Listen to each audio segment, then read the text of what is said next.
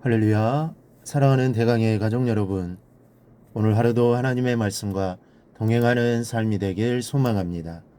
오늘 함께 나눌 하나님의 말씀은 마태복음 23장 16절에서 22절 말씀입니다.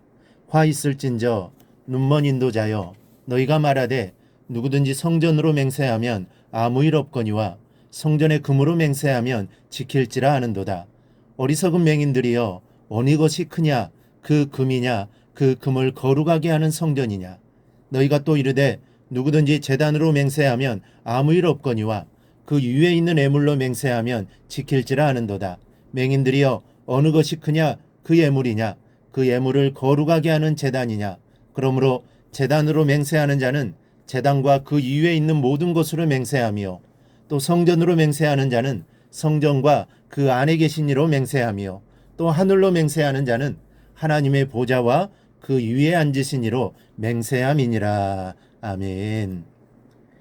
등산을 하던 신앙인이 계곡을 가로지른 흔들다리를 건너게 되었습니다. 다리가 몹시 흔들리는 것이 불안해서 하나님께 기도를 드렸습니다. 저에게 이 다리를 무사히 건너게 해주신다면 50달러를 헌금하겠습니다. 다리를 거의 다 건너게 되자 이 사람의 마음이 변했습니다. 50달러는 너무 많은 것 같은데 그 반만 들으면 안 될까요? 그 순간 바람이 불더니 다리가 심하게 흔들렸습니다. 이 당황해진 신앙인이 소리쳤습니다. 아니, 농담도 못해요. 이건 너무하시지 않습니까? 우리는 기도하면서 수도 없이 많은 말들을 합니다. 누가 듣는 것도 아니라서 그런지 할 수 없는 내용까지 하겠다고 쏟아냅니다. 물론 하나님께서는 힘을 주시면 할 수 있겠지만 하나님께 고백한 내용은 내가 힘을 내서 할 수 있어야 합니다. 내가 하려고 힘을 내고 열심을 낼 때 하나님께서 할 수 있는 능력을 주시는 것입니다. 그런데 우리는 기도만 그렇게 하고 기도가 끝나는 순간부터 다 잊어버리는 경우가 많습니다. 한없이 용서하시고 이해가 많으신 하나님이라도 이렇게 해서는 하나님의 은혜를 기대할 수는 없습니다. 이 신용이라는 것은 중요합니다. 중요한 줄을 알면서도 잘 되지 않는 것이 또 신용입니다.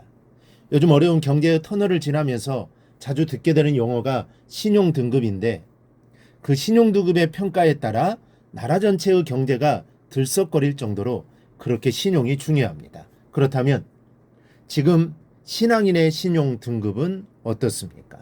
또 예수의 사람으로서 나의 신용 등급은 어떠합니까? 오늘 말씀에서 예수님은 맹세에 대하여 말씀하십니다. 유대인들에게는 맹세는 해로울지라도 지켜야 하고 무심코한 맹세라도 반드시 지켜야 했습니다. 그 이유는 이렇습니다. 유대인들은 성전을 향하여 하나님의 이름을 부르며 서약하기를 좋아했습니다. 그리고 하나님의 이름이 어떤 서약에 실제로 사용되었다면 그것은 하나님께서 친히 그 계약의 참여자로 개입되어 계신 것이라고 믿었습니다. 따라서 이 서약을 파기하는 것은 하나님과 인간 사이의 관계의 파기요, 하나님을 모욕하는 것이라고 생각했기 때문에 이 반드시 지켜야 했던 것입니다. 그러나 예수님 당시 유대 사람들의 맹세는 너무 흔하게 되어서 지키지도 못할 외식적인 맹세들을 아주 쉽게 하는 일들이 보편화되었습니다. 거기다가 종교 지도자들은 자신들의 부를 축적하기 위한 목적으로 금전을 바쳐야 효력이 있다고 했습니다. 성전을 두고 맹세하는 것은 이제 흔해 빠져서 별 효력이 없으니 하나님께 금전을 바치면서 맹세를 하라. 그렇게 하는 맹세는 효력이 있다고 주장하여 신자들의 예물을 가져오도록 부추겼습니다. 예수님이 두 가지, 즉 지키지도 못할 맹세가 성행하는 유대인들의 풍토와 또 그것을 이용하여 부를 축적하는 종교 지도자들의 오염된 모습을 경계하신 것입니다. 크리스천, 즉 예수의 사람으로 살아가는 우리들은 이런만큼의 신용을 회복해야 합니다. 예수를 믿는다는 것만으로도 듣는 사람들의 믿음을 살 수 있는 우리의 모습을 만들어가야 하는 것입니다. 먼저는 우리의 약속엔 예수님이 개입되어 있음을 알아야 합니다. 이 살다 보면 자꾸 큰 약속들을 하게 됩니다. 물론 그 약속들은 사람들과 하게 되지만 예수의 이름으로 살아가는 우리들에게는 약속이 언제나 나와 상대편과 그리고 또 한 분 우리 주님, 이렇게 삼자 간의 약속이 되는 것임을 명심해야 합니다. 계약서에 예수님의 이름은 보이지 않지만 우리는 예수님의 이름을 새기고 다니는 사람이라는 것을 기억해야 합니다. 그래서 우리를 그리스도인이라고 부르는 것입니다. 그리스도를 닮은 사람이라는 것이죠. 우리의 모습이 바로 주님의 모습입니다. 우리의 행동 하나하나가 바로 주님의 행동 하나하나입니다.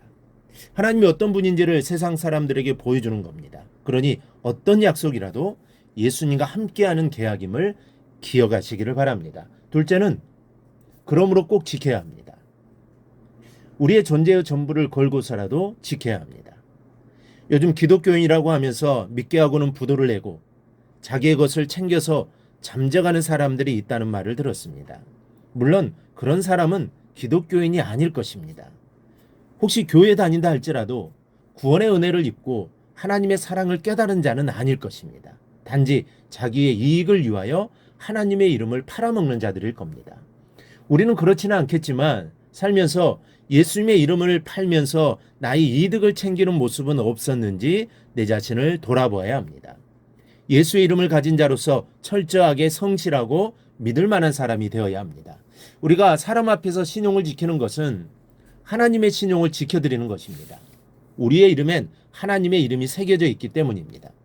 우리가 하나님의 신용을 위하여 내 것을 희생하게 될 때 하나님의 영광은 드러나고 하나님께서는 우리의 기업을 지켜주실 것입니다. 오늘 생명을 걸고서라도 약속을 지키는 마음으로 예수의 사람으로서 신용을 닦아 나가시기를 바랍니다. 그렇게 하는 것이 손해를 볼 수도 있습니다. 하지만 그렇게 할 때 반드시 좋은 일들이 여러분들에게 일어나게 될 것입니다. 하나님은 선하게 사는 자를 그냥 내버려 두지 않기 때문입니다. 그 하나님을 신뢰하고 예수의 사람으로 정직하게 살아가기를 주님의 이름으로 축원합니다.